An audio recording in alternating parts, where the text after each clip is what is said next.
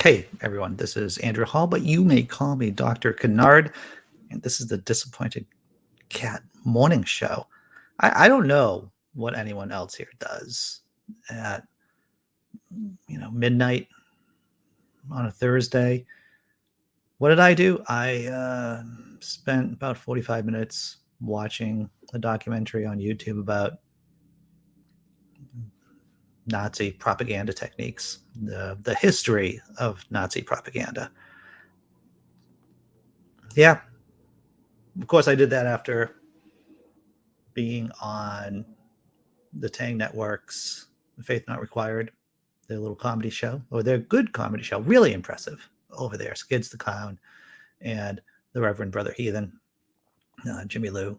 Yeah, every single time I look, I see what's going on over there, and I am just more impressed. I also did an interview with Jack Maturko. Our guest was Jonathan Borello. I haven't dropped the interview yet. It'll be coming on this channel on Monday at 8 p.m. Eastern time.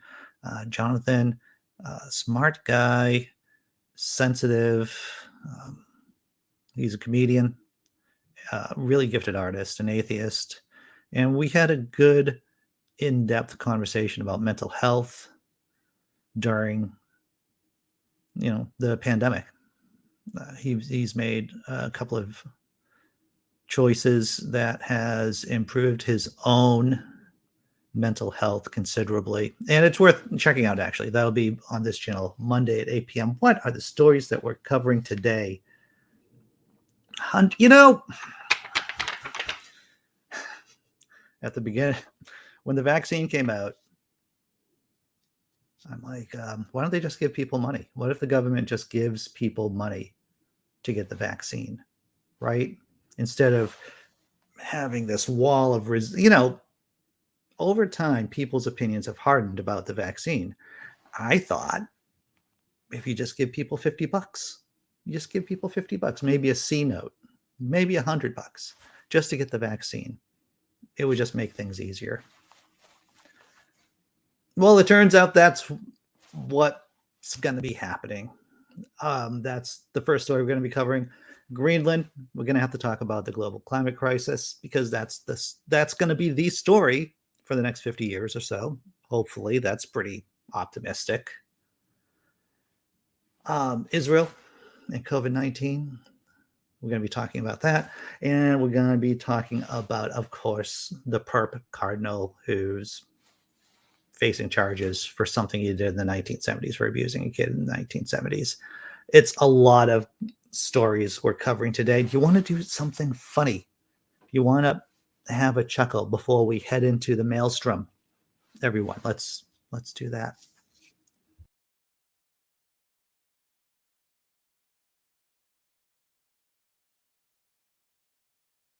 I've had a long week, looking forward to getting drunk. Getting drunk feels like when something breaks on your car and then instead of fixing it, you just turn up the radio louder. There's something fucked up going on there. That's probably future me.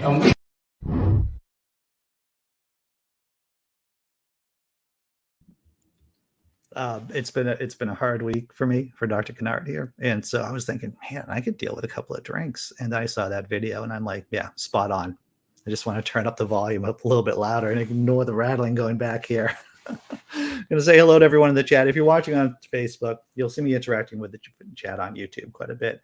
If you want to come on YouTube, you can interact with more people if that's what you're... I mean, who doesn't like talking with people, right? I'm looking at my microphone. Who doesn't like interacting with smart, intelligent, clever people?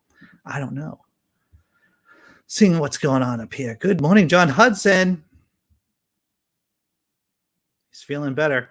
It had me worried, John. You had me worried yesterday at the after party, after show that we did at 10 o'clock. You had me worried. Grand Farmer, how you doing? Tobin's in the house. Dee Parks, good morning. Grand Farmer, Scott Duke, Derek, Digital Bookworm. A pleasure. It's always good to have you around.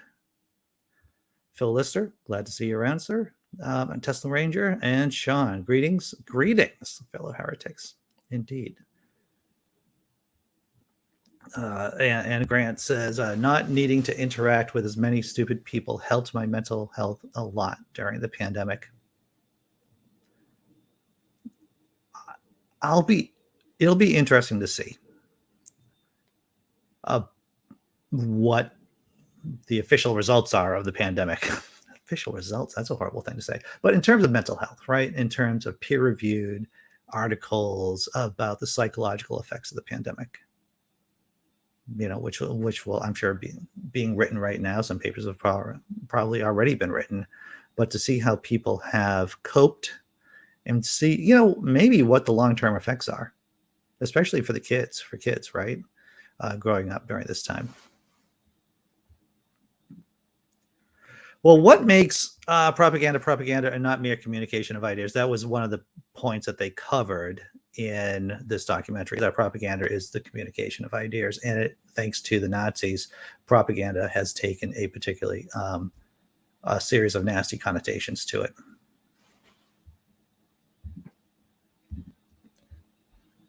All right. Let's do this thing. Memes. Let's do some memes. First meme, so true, everyone, so true. MAGA, also MAGA. Gun, truck, patriot, eagle, freedoms. And then the mask, hurt, facey. So much truth in just one meme. So much. This one spoke to my heart. I'll be honest. I guess we should retire the expression avoid it like the plague, given how little effort people put into avoiding an actual plague. Avoid it like what, everyone? I don't know. Maybe for Americans, we could say, instead of avoiding it like the plague, avoid it like math. Yeah, we should retire avoid it like the plague and maybe say avoid it like math. Or maybe avoid it like calculus. Maybe that's a way of putting it. Avoid it like science. Last meme. Yes, child, carry me to the snacks. What an awesome cat. And that child, I hope that cat's not too hungry because that child might be a snack. One of the stories we're going to be covering, I don't know if anyone else knows this. This was news to me, but there's actually a supply chain issue with Friskies. Not just with Friskies, but with dog food, cat food. Did anyone else know this? There's going to be a video about that. It's a short video. We'll talk about the global supply chain issue with pet food. Even the pets are affected. Even the pets. Hey, the girlfriend's here. Hello. Hope you're doing well this morning. That is a huge cat. That is a huge cat. You're right. All right. What's the first story? Oh, so, I saw this story. Yes. All right. Who here saw Biden's press conference yesterday?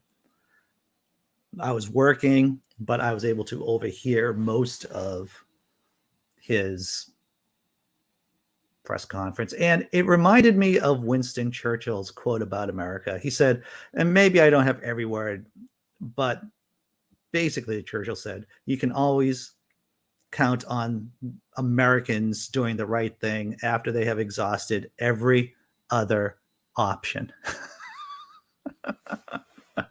And that's what I thought yesterday when I was listening to Biden. It's like, you could have just given people money. You could. Why is this such a hard thing to figure out? You give homeless people homes, you give poor people money. And if a problem occurs and you need people to do something, why not just pay them? Why they could have just gotten a lot more people vaccinated a lot more quickly if you just said, hey, $100 in your pocket if you get the vaccine. It would have been easier, everyone, instead of waiting to this late in the game. How many lives could have been saved, right? All right. Wild Eden, glad to see you. Glad to see that you're here. All right. I got to get on to the actual story here about Biden. President Biden wants $100 payments for every newly vaccinated American. Wow, it would have been good to have had that a couple of months ago. President Biden is calling on state, territorial, and local governments to provide $100 payments to incentivize Americans to receive a coronavirus vaccine. Today, the president is calling on state, territorial, and local governments to provide $100 for every newly vaccinated American and as an extra incentive to boost vaccination rates, protect communities, and save lives. The U.S. Department of Treasury said in a statement, the Treasury stands ready to give technical assistance to state and local governments so that they may use the funds effectively to support increased vaccination in their communities. Just give people money. It's that simple. The move comes as vaccine rollout here in the U.S. has slowed. I'm going to be honest with you. Whenever I say the word America, when it refers to the United States of America, it bothers me, everyone. And I know it bothers a lot of you too, that the United States of America is referred to as just America, when America is really two continents. I know that, North America, South America. So that's why I changed it to the U.S.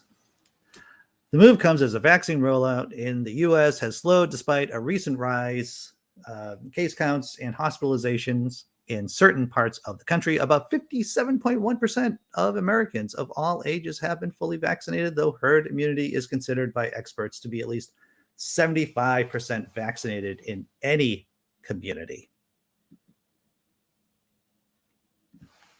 In Colorado, residents can now get $100 Walmart gift cards if they get vaccinated at certain locations throughout the state. Other states are offering college scholarships to students between ages 12 to 17 who get their COVID-19 vaccines. And at least in some cases, the incentives have worked. In Columbus, Ohio, residents can now get $100 for getting vaccinated. According to the city's health department, this led to a 288.5% increase in vaccinations just in 1 week. In the first week, just give people money. People want money, right? I want money. I've already been vaccinated. Can I sign up again to get another vaccination shot? What about a booster shot? Yeah, I know. Biden said we don't need a booster shot right now. Well, maybe not. But it would have just been easier. And there's always money. There's always money in the system for stuff like that. Clockwork Rex, how you doing? I know, Grant, some people view America as one continent. It's our continent, right?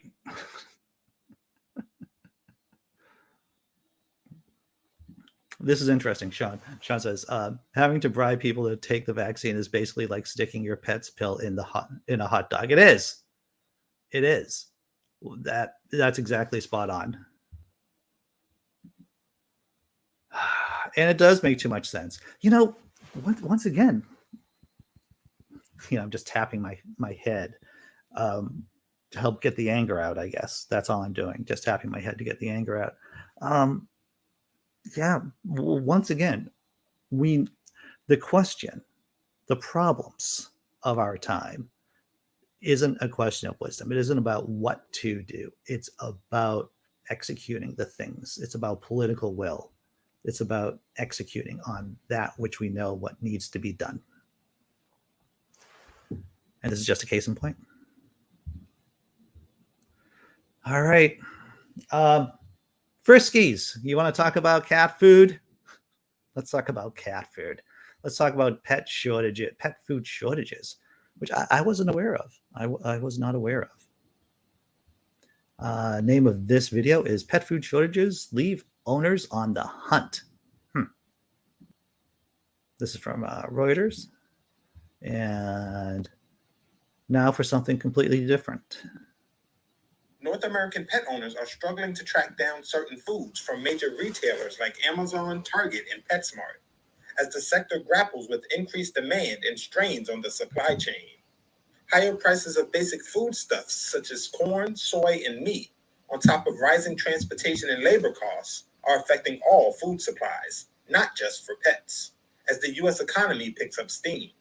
According to U.S. industry group, the Pet Food Institute, costs for pet food ingredients have climbed between 8 and 20% since the health crisis began, with corn and soybeans reaching 8-year highs this spring. Pet food makers are also facing increased competition for animal and plant-based oils because more of those are going into renewable fuel supplies, according to the Pet Food Institute. Supply constraints are taking pet food owners by surprise, and there are many more owners since the health crisis began. According to the American Pet Products Association, about 12.6 million U.S. households indicated they acquired a new pet from March to December 2020. Lemonade.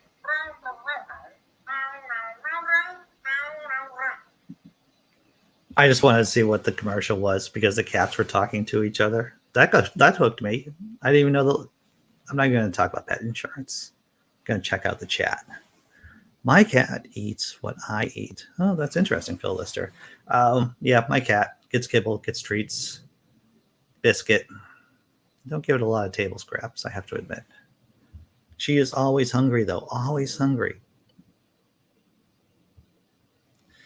Digital Bookworm says, for some of those reluctant people, you could just skip the middleman and give them a big rock of crack.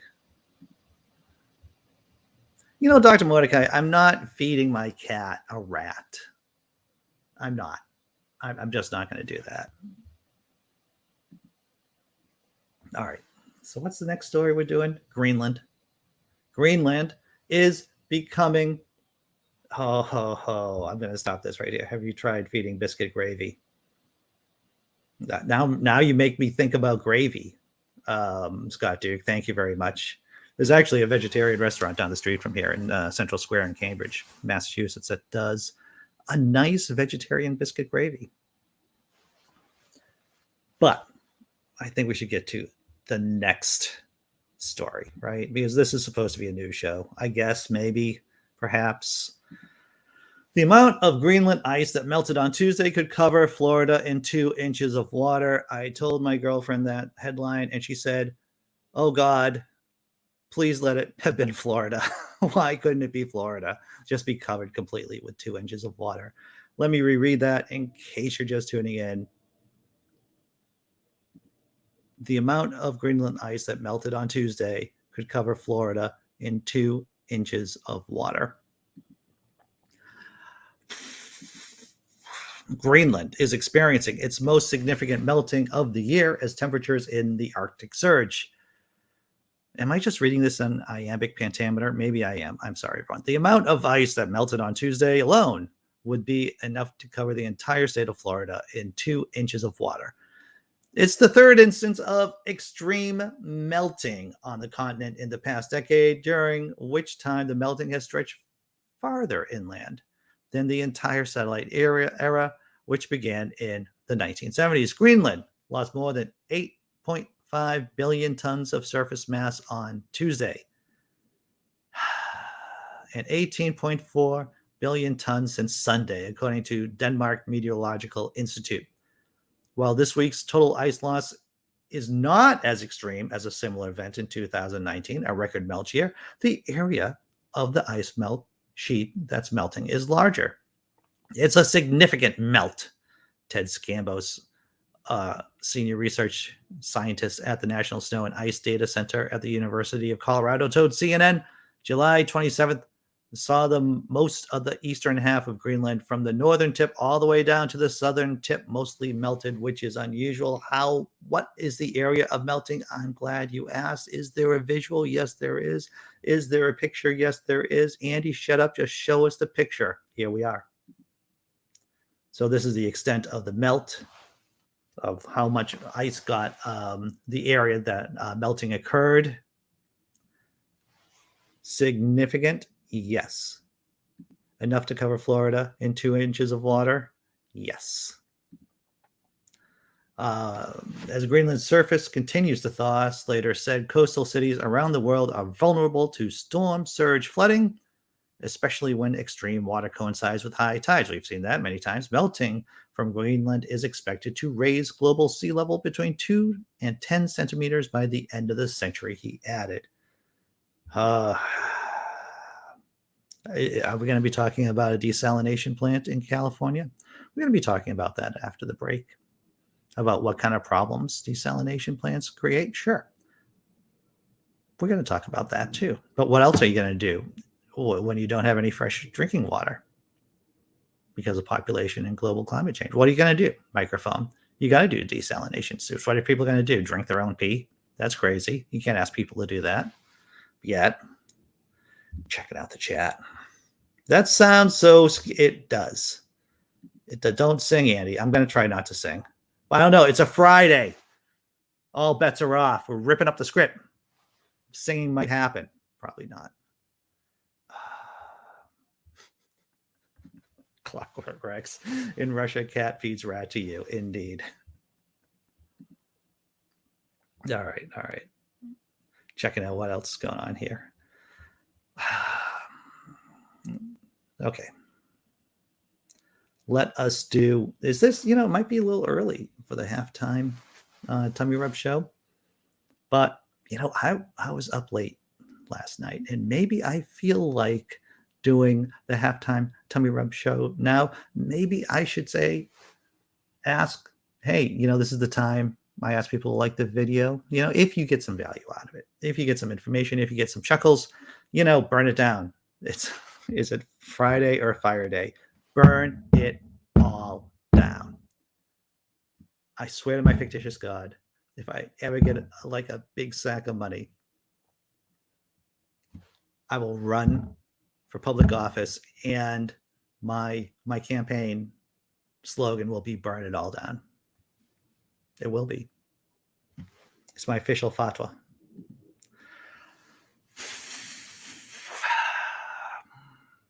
If you like the video, please hit like.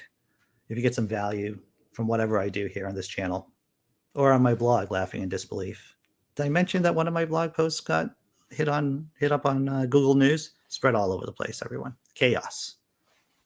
My newest blog post this morning about Marjorie Taylor Greene and Matt Gaetz. And I'm going to do a trigger warning because the image of this might be disturbing to some of you.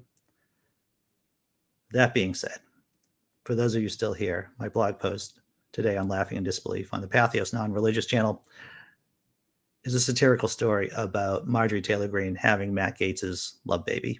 Those two, because they're so close together now, right? They're on the America First tour, spreading QAnon conspiracy lies. And I thought, what's the best way to satirize those two? And that's to have them make a baby together. So you get any value from whatever I do here. Please hit the like button. Please subscribe to the channel. Hit the bell too. That's important. And, once again, no ads here. You're not going to see any ads on this show. You're not going to see any ads on the interviews that I do on this channel because, F ads, right? Fuck ads.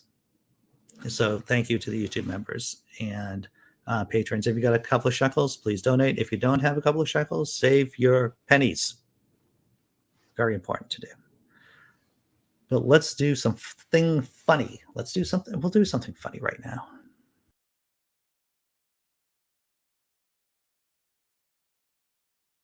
Did you clean the entire house? I also mowed the lawn and planted a new garden. Holy shit. How and why? I have an essay due at midnight that I haven't started. You did all of this instead of doing your essay. Yeah, I thrive under pressure. So if you're not constantly procrastinating on something that you should be doing, you'd end up just doing nothing all day? Yeah, pretty much all my motivation comes from external guilt and pressure. I feel like that's not healthy. Definitely not, but that's just how my brain works.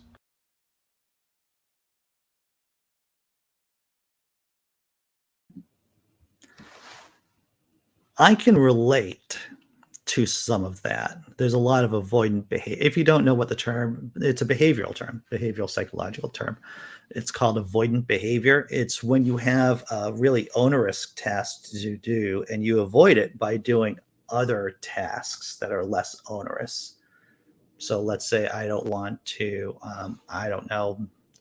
mow the lawn. Then maybe I'll take dishes out of the dishwasher, for example. No, I don't actually do any of that crap, to tell you the truth. I'm a horrible person.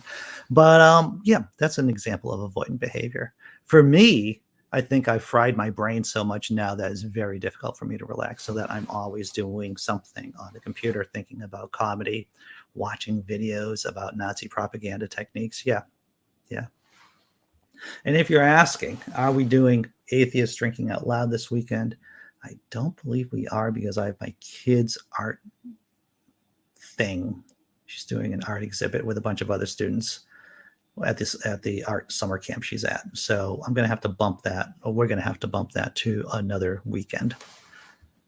All right, checking out the chat before we go to another story. Scott Duke says, my life is based on avoidant behavior. I learned that from another avoidant person who couldn't stand that I had avoidant personality indeed. Andy needs medication. Maybe that medication is rum. Maybe that medication is gin. Maybe. All right. What's the next story that we're doing? Oh, well, here we go. Another. So, okay. We all know that at some point, the government of the United States of America, they'll give us the green light to do booster shots, right? It seems to be pretty obvious that it will happen at some point. Might not be until the fall, might not be until the winter, but it's going to happen at some point. Let's check out what Israel is doing. Israel is offering its older citizens a third COVID-19 shot as infections rise. As many of you who watch this channel consistently, is that we've been following what Israel has been doing with COVID-19. They've already offered a booster shot for people with impaired immune systems, and now they're broadening those who can get a booster shot to now older citizens. So let's check out this story. And links are in the description. You know, I tried to give each story ample time here on the channel, but sometimes the stories are just too long. You can check them out. The links are in the description. Jerusalem, Israel's prime minister on Thursday announced that the country would offer a coronavirus booster to people over 60 who have already been vaccinated. The announcement by Naftali Bennett makes Israel, which launched one of the world's most successful vaccination drives earlier this year, the first country to offer a third dose of a Western vaccine to its citizens on a wide scale. The decision comes at a time of rising infections and signs that the vaccine's efficacy dwindles over time. Anyone over 60 who was vaccinated more than 5 months ago will be eligible. Bennett said the country's new president, Isaac Herzog, would be the first to get the booster on Friday. It will be offered to the general public on Sunday. Bennett, who is 49, said his first call after the news conference would be to his mother to encourage her to get her booster shot. But Bennett said that a team of expert advisors had agreed overwhelmingly by a 56-1 margin that it made sense to launch the booster campaign. He said the recommendation was made after considerable research and analysis, and that its information would be shared around the world. Preliminary studies in Israel have indicated the vaccine's protection against serious illness dropped among those vaccinated in January.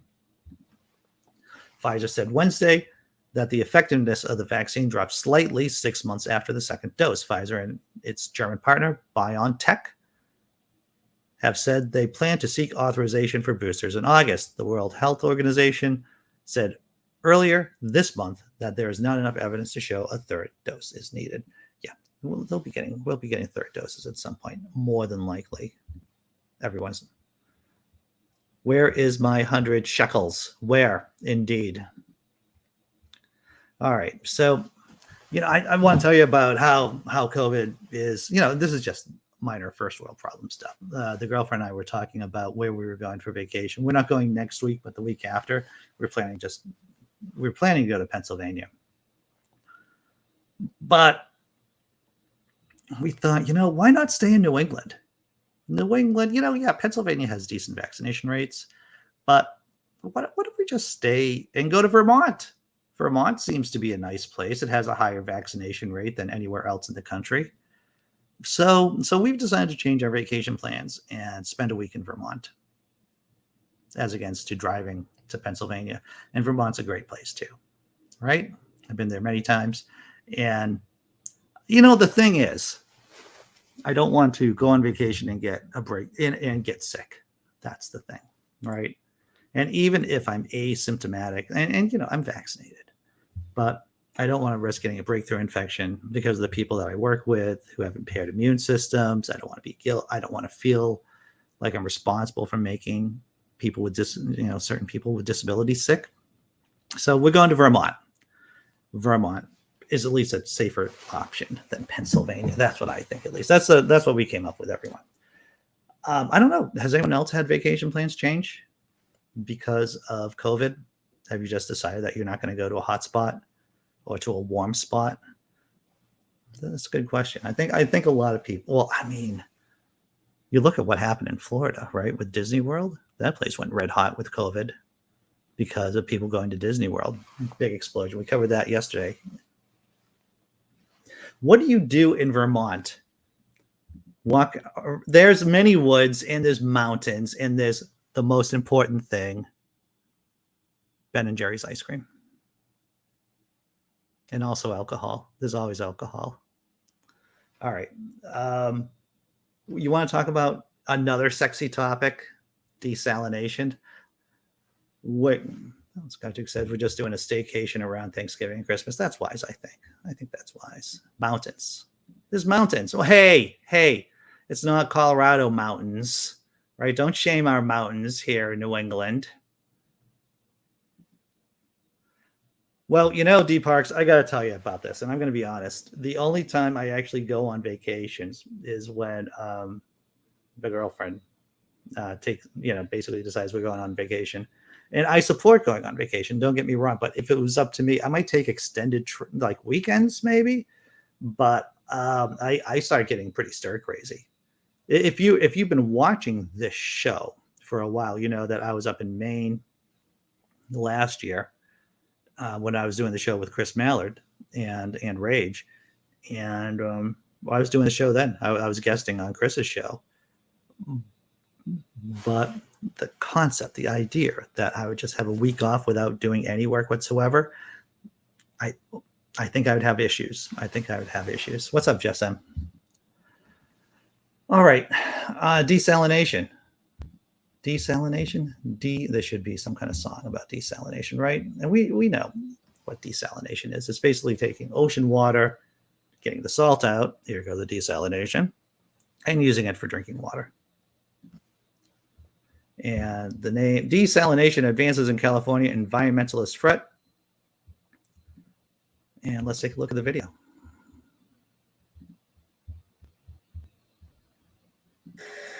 This desalination plant in Carlsbad, California, the largest in the Western Hemisphere, produces 50 million gallons of drinking water daily, enough for 400,000 homes in San Diego County. And now, as Western states face an epic drought, Poseidon Water, which operates the plant, could soon get approval to build another desalination plant, this time near a power plant in Huntington Beach. And environmentalists aren't happy about it. It's great to be water independent, and we should be striving for that, but we should be doing it in a responsible way. And desalinated water is not the way to go. Andrea Leon Grossman is with the ocean conservation group Azul. This is the most expensive way to source water, is the most energy intensive way to do it, and the way it decimates the ocean, both by the intake and by how we're dumping brine back into the ocean, should be the last resort, not the first way we're sourcing water. Desalination, at its most basic, removes salt water from ocean water, making it fresh and drinkable. But the intake method is problematic, according to environmentalists, who say that tiny organisms such as larvae and plankton get killed in the process. Poseidon is now required to add finer intake screens to protect more fish. Poseidon, which has been trying to build the Huntington plant for 22 years, and some $100 million has been spent navigating state regulations, insists the new project will actually help the environment. VP of Poseidon Water, Scott Maloney. In the case of Huntington Beach, the total quantity of impact would be no more than 0.02% of the plankton at risk of being entrained. There's no threatened or endangered species that are at risk, and the mitigation that's in place will ensure that the project will be a net environmental benefit by producing more habitat than will be impacted by the operation of the facility. A regional water board has approved a permit for the project on condition that the company increase its commitment to rehabilitate a nearby wetlands reserve and build an artificial reef. There is one last major regulatory hurdle, the California Coastal Commission, which is expected to vote before the end of the year. I love how the CEO of the water company of the desalination plant, they have him in his Joe Sixpack outfit as against to a shirt and tie, right? A jacket and tie and everything. I'm just a common guy working here, owning this desalination plant. I'm just like you. It's like, no, I don't think so. But the real question is, it would be one thing if you could power desalination plants, or if these desalination plants were powered with like solar energy, let's say, with geothermal energy. But I'm going to guess that they aren't. Just a stab in the dark there. All right, checking out the chat. And Dee Parks asked, will the girlfriend take me on vacations too? I need a reminder. Yeah. Okay, so what's our last story today, everyone? Oh, the perp. Another high-ranking, another official, another person, another member of the Catholic Church clergy in the trouble bubble. This is from the Friendly Atheist. Defrocked, Cardinal, Catholic Cardinal, charged with sexually assaulting teen in the 1970s. This guy seems to be coming from central casting in terms of if you wanted to cast a perp priest in a major Hollywood movie, this would be the guy. Cardinal Theodore McCarrick, Archbishop Emeritus of Washington, D.C. So he was not a low-ranking figure. Let's check out the story. The highest-ranking Catholic predator in the world has finally, I'm going to throw the word in, finally, been criminally charged with exactly what you think. In 2019, Theodore McCarrick became the first Catholic cardinal to be defrocked for sexually abusing boys under his care. It was a shock, given both his place in the church hierarchy and the fact that he was the former Archbishop of Newark and Washington, D.C. Through the Vatican's inquiry into the allegations, we learned that McCarrick would often bring teenage boys with him when he traveled many decades ago. It was considered an honor for their families, only to sexually abuse them on the trips. He allegedly abused seminarians. There was a sex ring at a beach house. There were at least 10 allegations against him from minors, and now he's facing criminal charges for the first time, according to the Boston Globe. Woohoo, Boston Globe! Yesterday, McCarrick was charged with 3 counts of indecent assault and battery for sexually assaulting a 16-year-old boy during a wedding reception at Wesley College in the 1970s. The Associated Press offers more disturbing details. The man says McCarrick groped him when he was 16 in 1974 as they walked around the campus of Wesley College, where his brother's wedding reception was being held. The man also alleges that McCarrick led him into a room and fondled the boy before telling him to say 3 Our Fathers and a Hail Mary, or it was 1 of Our Father and 3 Hail Marys, so God can redeem you of your sins, according to the court documents. Hemmant writes, I don't know what seconds me more, the action itself or McCarrick allegedly telling the boy to ask God for forgiveness, as if the boy did something wrong. The 91-year-old McCarrick's first court appearance in this case is scheduled for August 26th. There may be some people who think 91 years old, what's the case? You can, I don't care how old the person is. They could be 102. And if you're if you're abusing kids, if you're if you're a Nazi, then yeah, I don't care. Put them up on the stand, make them sweat. Maybe give him maybe having him have a heart attack or something while he's on the stand. If he does have the stand, or if he's just on trial, that would be grand. That would be great. Yeah. Checking out the chat, everyone. And StreamYard is not loading the chat properly. So I'm going to go to my second screen right here and see what everyone's up to. Wild Ian says, did you hear about Cardinal Pell's scandal? He's been released from jail. No. I'm going to say no. I have not. and the girl, I feel like Dee Parks and my girlfriend are conspiring against me here in the chat. Dee Parks is like, that sounds, we could annoy Andy in shifts. That sounds like a conspiracy. That's what it sounds like to me, everyone. All right, let me see if I can actually hit some buttons to make this work. Here we go. And that's right, the Globe still shining a spotlight. If you haven't seen the movie Spotlight, which came out years ago at this point, about how the Boston Globe, the Spotlight team, helped or basically revealed the Catholic church abuse scandal here in the Boston area, then it's definitely worth your time. Wilding says Cardinal Pell was freed from jail after Australia's top court ruled he had not been proven guilty beyond a reasonable doubt. In 2018, jury convicted him of abusing 2 choir boys in the 1990s. Interesting. Australia's court system must be different from those of us here in the States. I imagine Pell must have appealed. And the court, interesting. I'm going to have to take a look at that, Wildy, and thanks for bringing that to my attention. I imagine that's something that happened recently. Maybe I'll take a look at it between the end of this show and the beginning of the after show after party at 10 a.m. because that's what happens. That's what we do here, right? At 10 a.m. to 11 a.m., there's an open room for humanists, for atheists, for people on who are politically progressive. The link, if you do want to be on the panel, is in the description. And we just talk about whatever. We just talk about whatever topics come up, to tell you the truth. It's,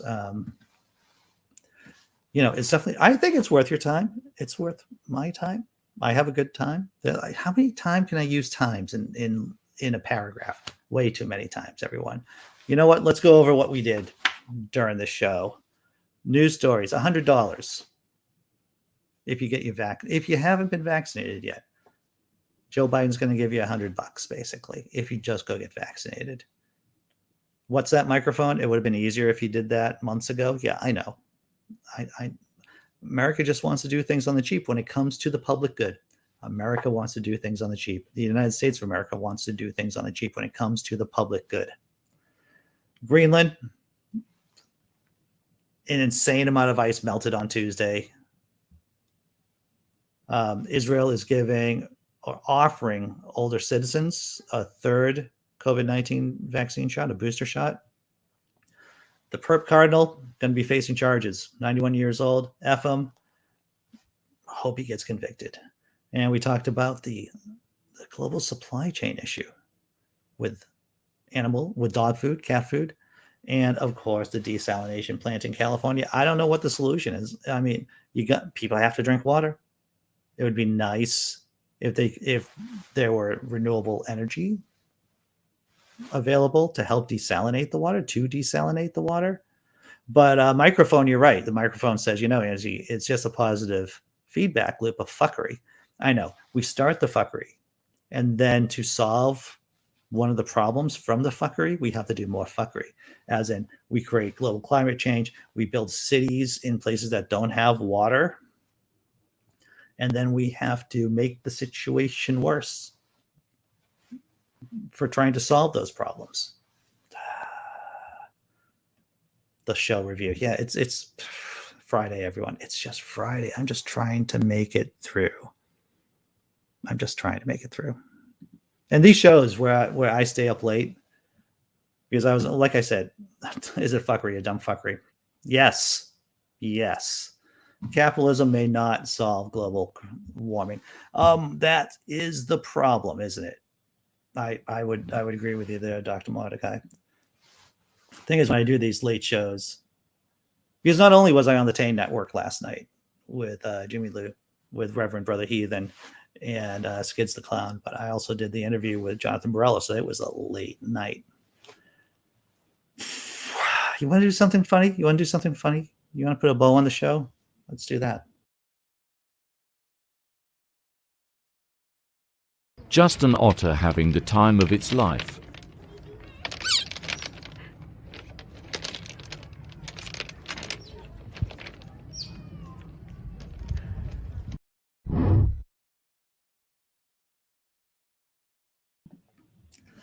An otter playing with a rock. How can you not smile and feel something besides bile, right? Watching an otter just on his back playing with a rock. How awesome was that, everyone? That I feel. My spirits, my fictitious spirits rise. All right. Well, once again, thank you, patrons. Thank you, YouTube members. Thank you, everyone who's watched, who liked the video, subscribe. Thank you. I appreciate it. I enjoy our time together here. And it was hacky sack, right? Oh, Dave, Canadian shaming us there. I see that all the time. We'll work on the river. Scott Duke says, that's funny. I just discovered that my spirit animal is an otter with a rock. Indeed. All right. I'm going to show the thank you video for patrons and YouTube members. And then I'll see you at 10 o'clock, right? Take care, everyone.